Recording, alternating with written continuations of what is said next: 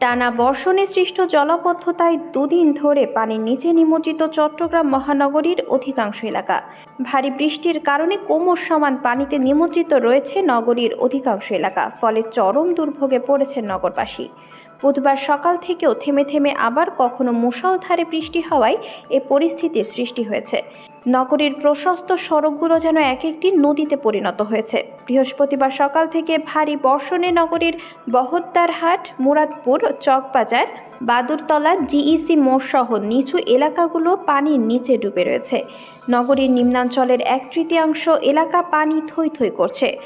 অনেক সড়কে বন্ধ হয়ে গেছে যান চলাচল। ইঞ্জিনে পানি ঢুকে গাড়ি বিকল হয়ে দীর্ঘ সময় রাস্তায় পড়ে থাকতে দেখা গেছে, ফলে সৃষ্টি হয়েছে তীব্র যানজট। এতে ঘন্টার পর ঘন্টা সড়কে আটকে থাকতে হয়েছে যাত্রীদের। গতকাল বুধবার ও আজ বৃহস্পতিবার সকাল থেকে দফায় দফায় বৃষ্টিতে নগরীতে পরিস্থিতির সৃষ্টি হয়েছে। বুধবার দুপুর 12টা থেকে বৃহস্পতিবার দুপুর 12টা পর্যন্ত বর্ষণে স্থবির হয়ে পড়ে চট্টগ্রাম নগরী।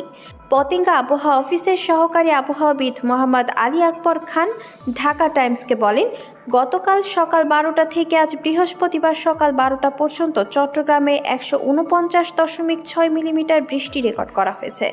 শুক্রবারও ভারী বৃষ্টির সম্ভাবনা রয়েছে বলে জানান তিনি। বাদুরতলা এলাকার ব্যবসায়ী সাইদুল ইসলাম জানান, পানির কারণে দোকান খুলতে পারিনি।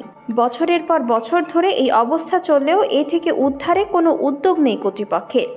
সিটি কর্পোরেশন ও সিডিএর মধ্যে সমন্বয়হীনতার কারণে এই অবস্থার সৃষ্টি হয়েছে বলেও জানান তিনি। এদিকে জলাবদ্ধতা নিরসনে নগরীতে 11,000 কোটি টাকার 4টি প্রকল্পের কাজ চললেও তার সুফল না পাওয়ায় ক্ষুব্ধ প্রতিক্রিয়া জানিয়েছেন নগরবাসী।